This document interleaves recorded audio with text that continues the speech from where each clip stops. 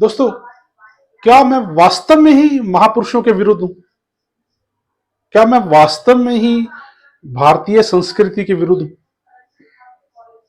क्या मैं वास्तव में धर्म के विरुद्ध हूं? क्या मैं अतीत के विरुद्ध हूं? नहीं, बिल्कुल नहीं। मैं आज इस पर खुल के चर्चा आपके साथ करना चाहूंगा ताकि ये पॉइंट आपको क्लियर हो जाए।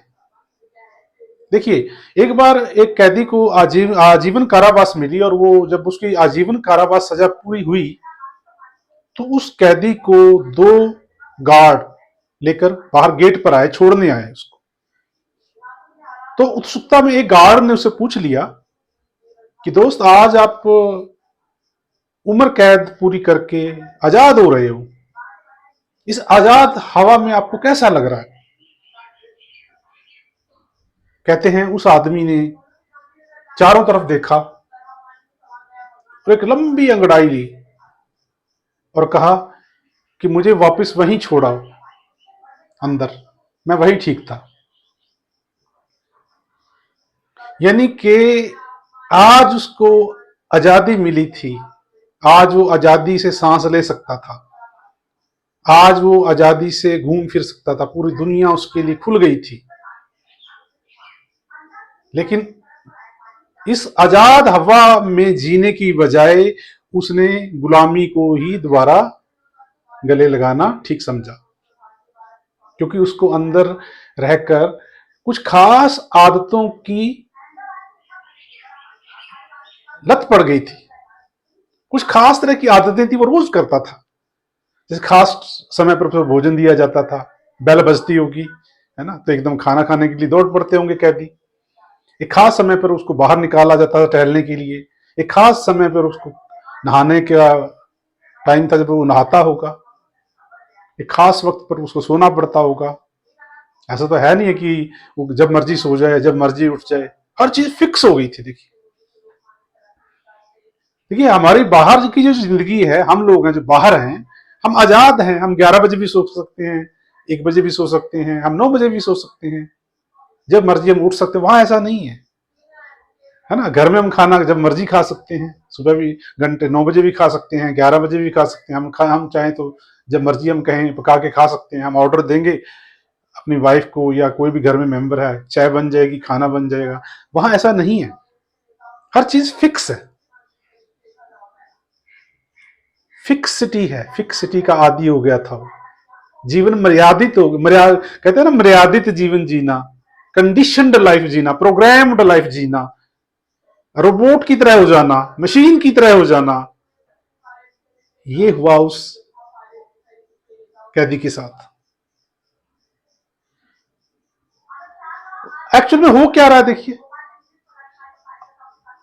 जब उसको बाहर लाया गया तो दिक्कत कहां आ रही है? दिक्कत ये आ रही कि जो उसने सीख लिया, जो उसने ग्रहण कर लिया, जो उसकी आदतें बन गई सोचने की, करने की, वो आड़े आने लग गई। अब वो 1 मिनट में तो जाने से रही ना, है ना। नया जो है, अब जो खुली हवा है, स्वतंत्रता है, जो कैदी को स्वतंत्रता मिली, वो उसको एक थ्रेट लग रही थी, थ्रेट, धमकी, थ्रेट लग रही थी। उसमें वो जी नहीं पा रहा था। उसको अब अपने फैसले लेने थे, क्योंकि अपने फैसले लेने का आदी नहीं है कभी। अंदर को अपना फैसला तो लेना नहीं पड़ता। देखिए, कैद के अंदर हर चीज दूसरों के हिसाब से होनी है, हर चीज दूसरों के हिसाब से होनी है ना। खाना भी दूसरों के हिसाब से खाना है, कपड़े भी दूसरों के हिसाब से पहनने हैं, उठना भी दूसरों के हिसाब से है। तो अपने फैसले लेने की आदत खत्म हो गई। दूसरे के द्वारा थोपा गया जीवन ही हमारा जीवन बन गया। और रिजल्ट क्या हुआ कि जब हमें आजादी मिली तो हम उसको पहचान भी नहीं पाते।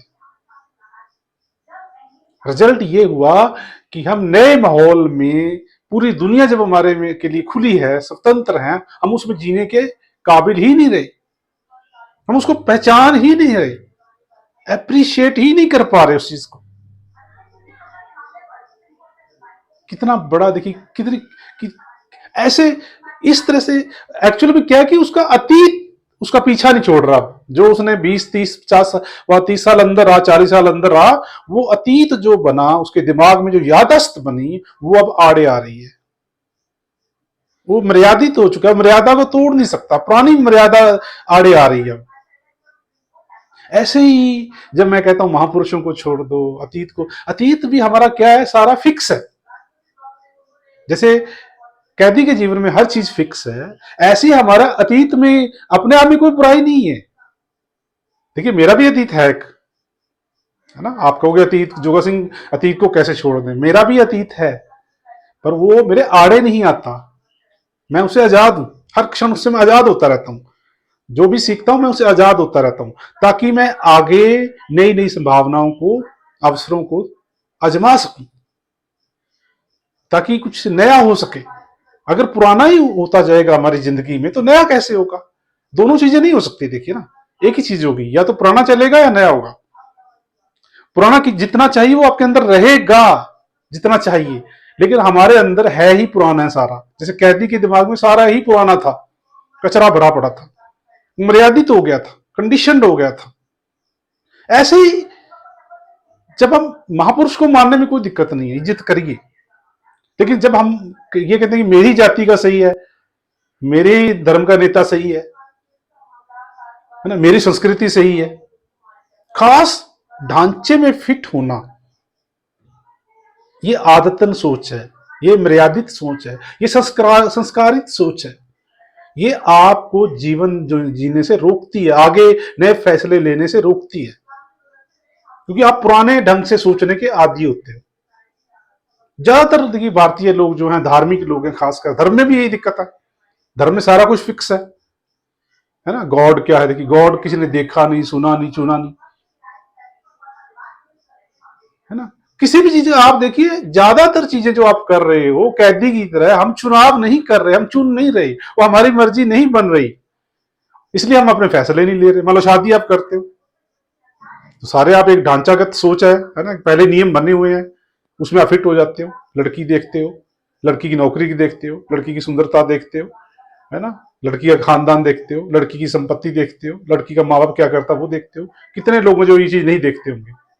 सोचिए, कितने लोग सिर्फ जब शादी करने निकलते हैं तो सिर्फ लड़की चाहिए होती है उनको, वो देखते हैं यार मेरे पसंद, देखते हैं लड़की कौन सी आएगी।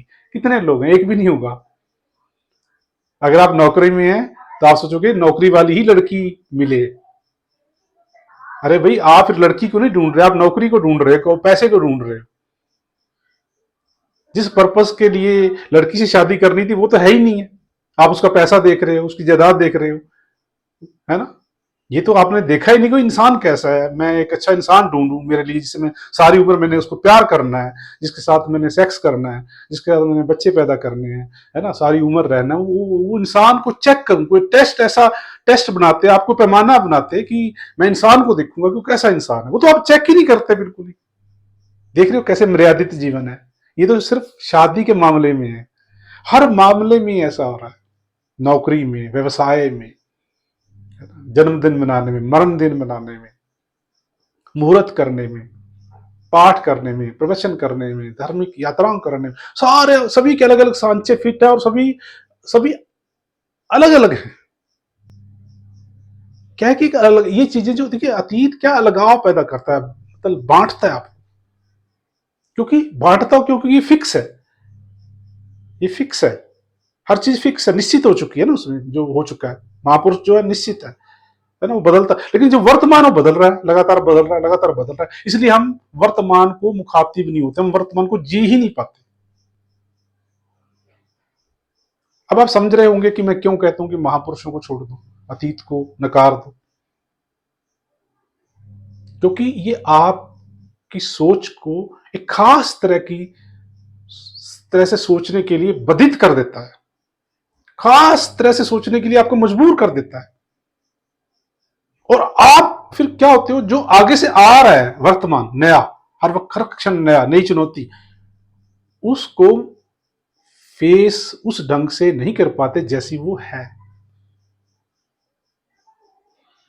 जैसे आप जब शादी करते हो तो लड़की को उस तरह से नहीं चुन पाते जैसी वो है, आप उस तरह से चुनते हो लड़की को जैसी आप चाहते हो, नौकरी वाली, है ना, लंबी, सुंदर, पैसे वाली, खानदान वाली, जाति वाली, धर्म वाली, है ना। तो ऐसे क्या कि ये क्या अतीत है, ये क्या है, अतीत है। अगर अतीत कमजोर पड़ जाए कहीं, तो आप फिर वर्तमान के हिसाब से सोचने लगोगे, जो आपकी जरूरत है, जो आपको चाहिए।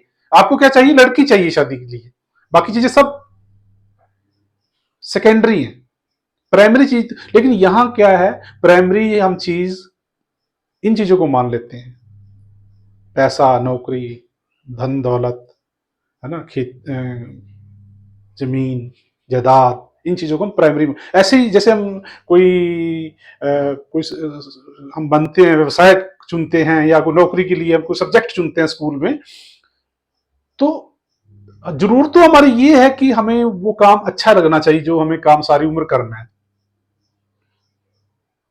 ना। जरूर तो इस बात की है देखने की, 10वीं 9वीं 10वीं 8वीं में ऐसा सब्जेक्ट पढ़ें जिसको हमने सारी उम्र करना है, जिसमें से हमने पैसा कमाना है, आजीविका कमानी है।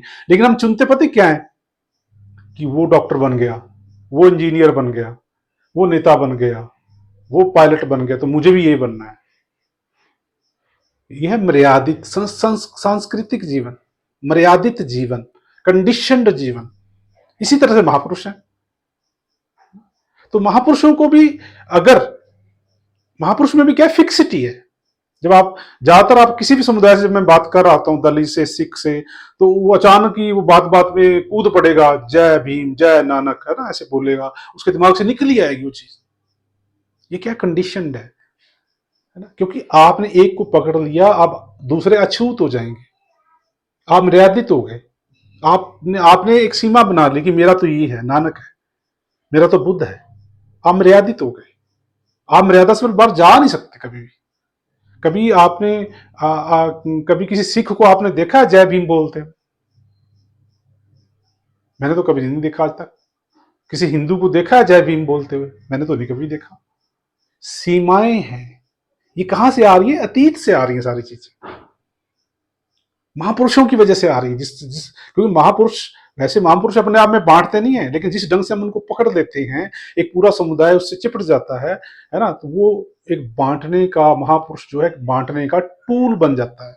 और फिर क्या इसका नतीजा क्या होता है, अंत में नतीजा ये होता है, भुखमरी, बेरोजगारी, अनपढ़ता, कुपोषण, अत्याचार, भ्रष्टाचार। क्यों? क्योंकि जब आप पीछे की तरफ देखते हो तो फिर आप आगे की तरफ नहीं देख सकते। जैसे मैं बार बार कहता हूं कि अगर आप शीशे के गाड़ी के पिछले शीशे से देख रहे हो, तो अगले से फिर नहीं देख सकते, आगे देखोगे या पीछे देखोगे। तो क्योंकि हम पीछे देख रहे हैं, अतीत, महापुरुष, गुरु, ग्रंथ पीछे देख रहे हैं, तो नेचुरली हमें आगे दिखना बंद हो जाता है। और उसका सबूत क्या है कि हमें आगे नहीं दिख रहा? क्या सबूत है? उसका सबूत ये है कि हम भ्रष्टाचार पे, शोषण पे, बलात्कार पे, बेरोजगारी पे वोट नहीं डालते।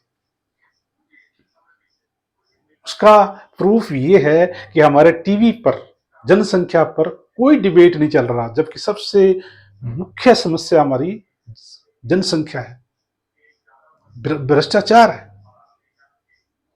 टीवी पे आप देखो, नाप शनाप सी बातें चल रही हैं, भजन चल रहे हैं, कीर्तन चल रहे हैं, लाखों करोड़ों लोग उनको सुन रहे हैं, लेकिन भ्रष्टाचार पे आपको कोई डिस्कशन नहीं चलता मिलेगा, क्योंकि सुनने वाला नहीं है। टीवी वालों का दोष नहीं है इसमें, आप कहोगे टीवी वाले गलत हैं या नेता ही गलत है, नहीं, सुनने वाला नहीं है कोई, उनको सुनेगा नहीं कोई, क्यों चलाएं वो ऐसी चीज को, क्यों अपना लॉस करें बिजनेस में? सुनने वाला है नहीं। ये सारी चीजें कहां से आ रही है? अतीत से आ रही है, अतीत की प्रोग्रामिंग है। जैसे कैदी जो था कंडीशनड हो गया था, अतीत, उसका अतीत जो उसने किया था वो दिमाग में फिक्स हो गया, जड़ हो गया, वो उसने उसको जड़ कर दिया, इतना जड़ कर दिया कि जब वो बाहर की खुली हवा में आया तो सांस भी नहीं ले पा रहा था।